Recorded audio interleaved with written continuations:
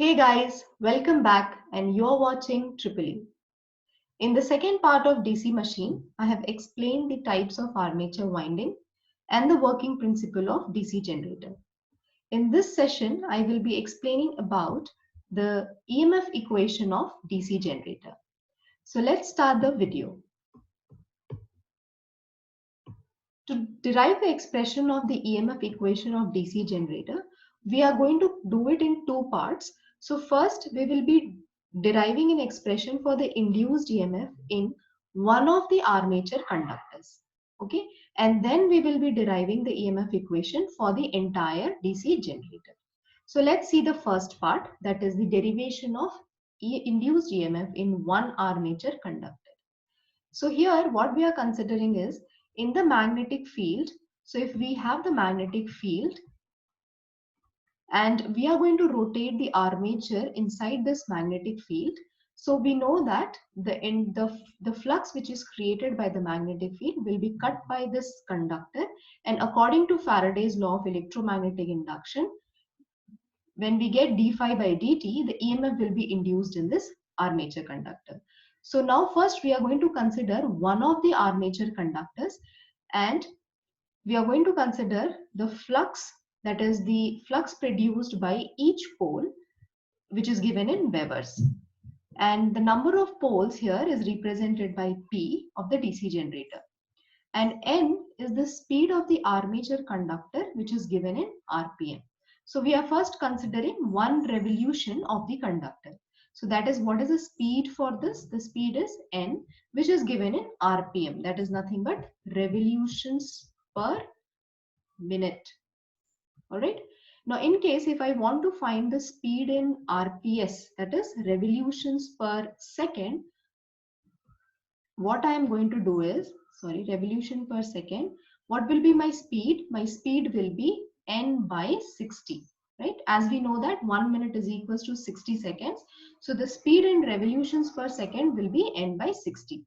Okay, this will be the speed in RPS, right? Now we will see I have written here the flux which is produced by one pole is phi.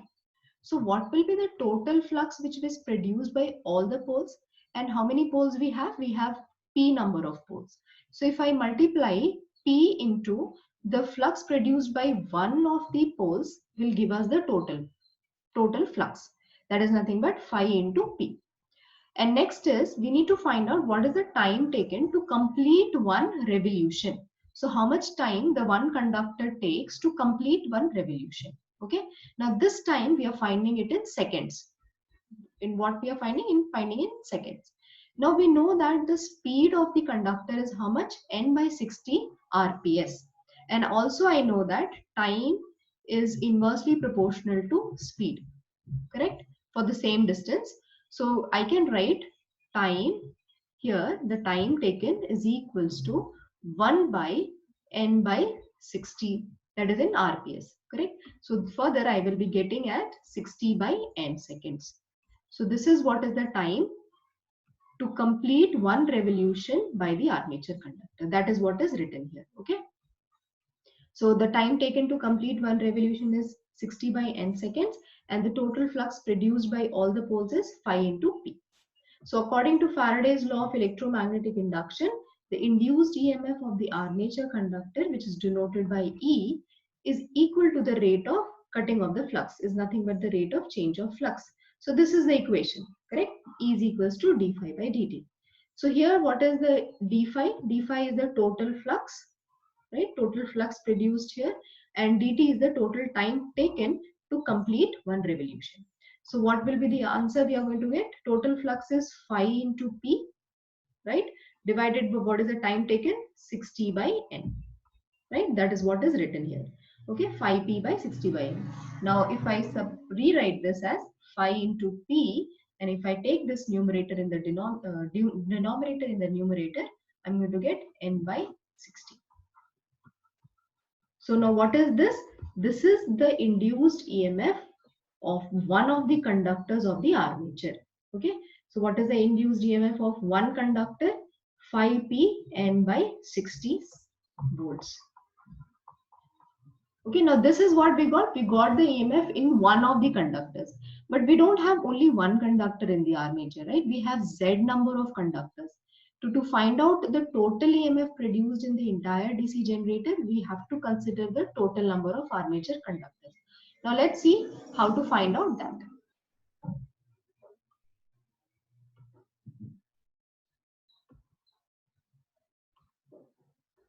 Okay, so for this, what we are going to do, we are going to consider total number of conductor as Z of the armature, and how these total number of conductors are arranged. They are arranged in parallel paths. Okay, as you can see here, the figure, this total number of conductors are arranged in different parallel paths depending upon the type of winding. Depending upon the type of winding, they are divided into different parallel paths. So, and in each parallel path, the conductors are connected in series, right? All these are connected in series.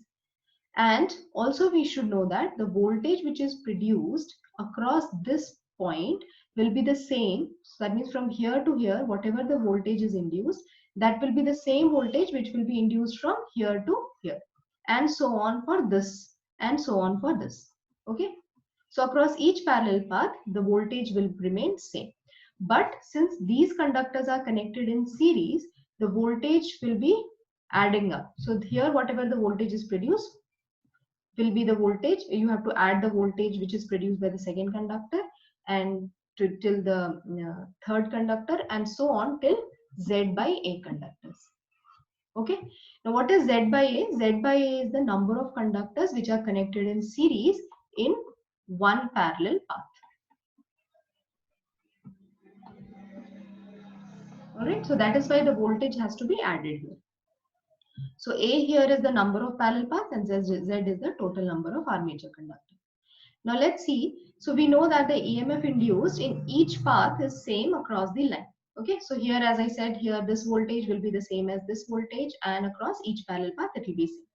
So the EMF induced in the DC generator will be given as the EMF of one conductor multiplied by the number of conductors which are connected in series.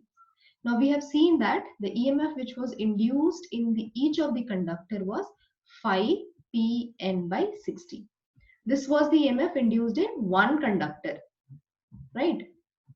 Now if I multiply here the total conductors which are connected in series in one of the parallel paths. So what is that? Z by A. So this will give us the total induced EMF in one of the parallel paths. Okay, so this is nothing but the induced EMF of the DC generator, which is usually represented as EG. EG represents generated voltage. This is the voltage which is generated actually. Okay, generated or induced voltage. So this is given by phi Pn by 60 into Z by A volts. Okay. Now let's see one more thing here. So what is written here for simple wave wound generator? Now as I told you that armature conductors can be connected in two ways. One is lap winding and the other one is wave winding, right? We have seen this, and we also know that what will be the number of parallel paths for these two conditions. So in case of wave winding, we know that the number of parallel paths is always 2, right? Irrespective of the number of poles.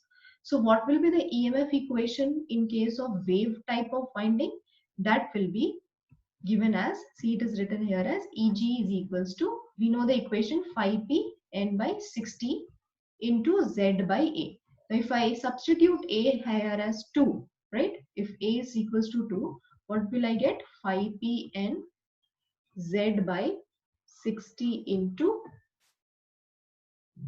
2. That will give me phi Pn Z by 120.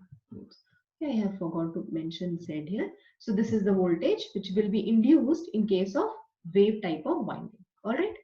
Now similarly, if I tell you about the lap winding, what is the number of parallel paths here? This is always equals to the number of poles, right? A is always equals to P. So if I substitute in the same equation, the Eg is equals to phi Pn by 60 into Z by A is my standard equation for the generated voltage. If I substitute A here is equals to P, what I will get is phi p n z by 60 into p, and this pp will get cancelled. What I will have, phi n z by 60 volts. So that is what is written here.